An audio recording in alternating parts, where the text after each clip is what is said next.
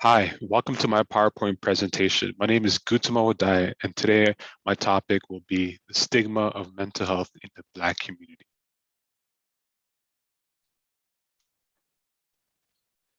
So before I start my presentation, I would like to do an land and ancestral acknowledgement. So this is a picture of Turtle Island. So this is what North America was called before they named it North America. It was called Turtle Island. I would like to start by honoring the land that we are on, which has been the site of human activity since time immemorial.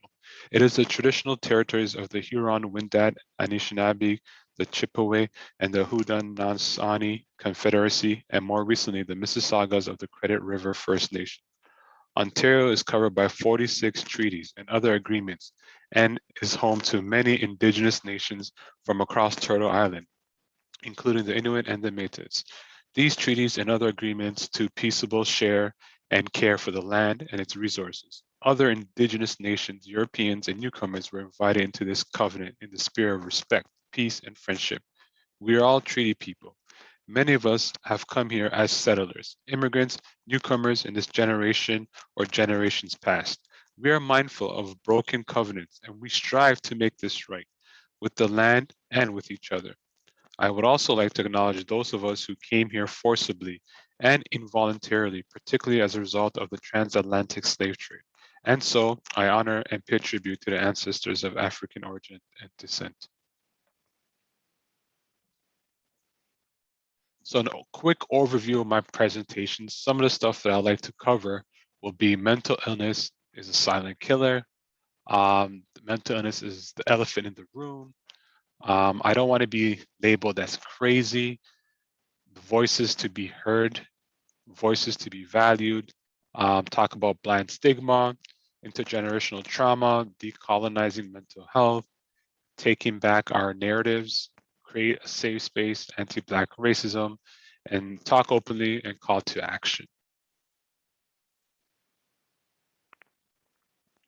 So before I start, I'd like to just give you a couple questions for you to ponder, like who are you? Where are you in your mental health journey? I'm hoping that after my presentation that what you take away from these slides is the overall message that you need to always trust your intuition and listen to yourself. From there, you need to find someone that you trust to share your feelings with. The next step is to seek professional mental health counseling in order to dig deeper and finally heal from some of your traumas.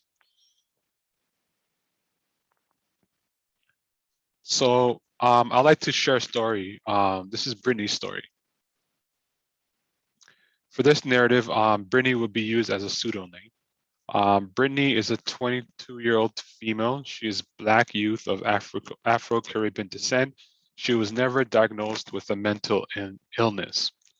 So back in 2015, I was working at a youth homeless shelter. Youth were able to reside at this shelter for 1 year. Brittany was a young person that I knew quite well. During her stay at the shelter, Brittany always had a smile on her face, articulated being joyful for her future, and was counting down the days until she moved into her own apartment for the first time. Until one night when she had a nervous breakdown in the shelter. She was feeling emotionally and physically exhausted, was in tears, and talked about having suicidal thoughts and disclosed that she was self-harming herself on a regular basis. She showed me all of the self-cut scars on her arms. Afterwards, I felt guilty because I didn't notice that she would always wear long sleeve shirts, even in those scorching hot summer days. She shared with me some of her childhood and sexual abuse trauma. When I asked her if she was willing to speak with a mental health professional, she declined due to the stigma associated with that.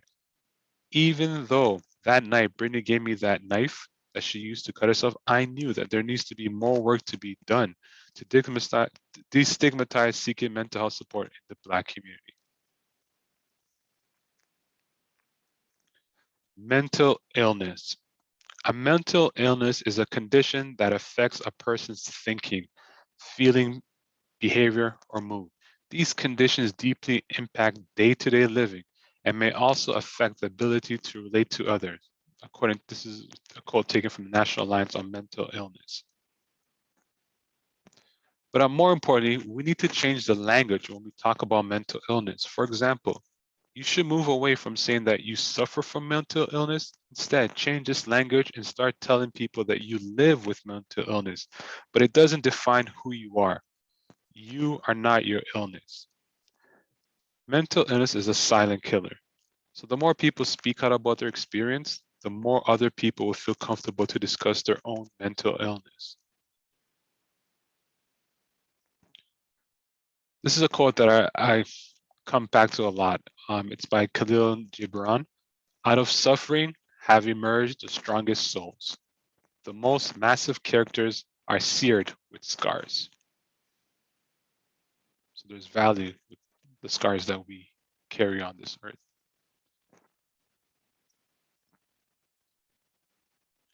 Creating a safe space. Creating a safe space takes away the stigma of mental health.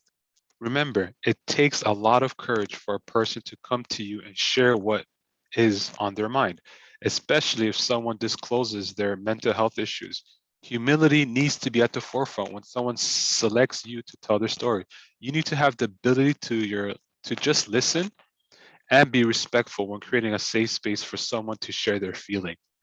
Staying true to that authenticity means to show compassion before any judgment. Let's not always be focus driven to find the solution. First thing to do is to give the person this safe space to share what is on their mind and reassure the information shared will be protected. So this means listen, respect when the other person is sharing. Stigma mental health. Let's unravel the shame. Whenever people try to have open discussions regarding their mental health, they are quickly dismissed, and shame is used to silence them. For example, they will say that you have a roof over your head, clothes on your back, a smartphone, 3 meals a day, a job, and money in the bank. So why are you complaining? These are messages that we've been told since childhood. As a young boy, I've heard the messaging, boys don't cry. So the message it should be that to reiterate, it's basically you're not alone. So the advice I would like to give is to talk to a licensed counselor or a therapist when you're not feeling well.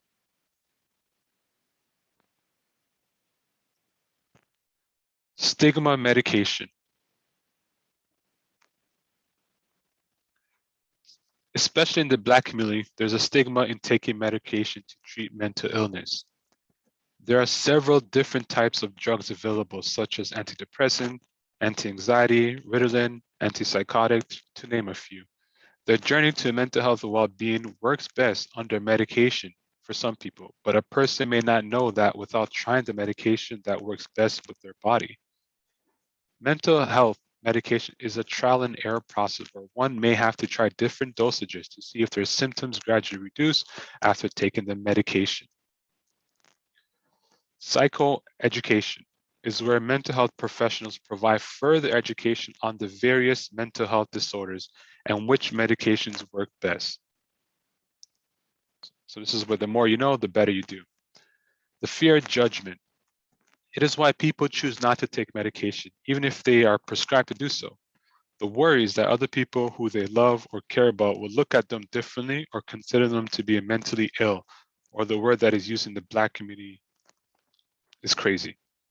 The perception in the Black community is that their fear that once people find out that they will be judged as either violent or not reliable person. That's why people like to keep their diagnosis to themselves.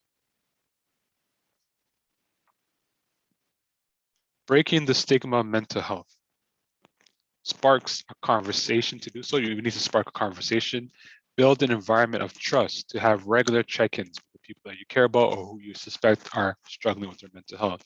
And remember, nothing is taboo.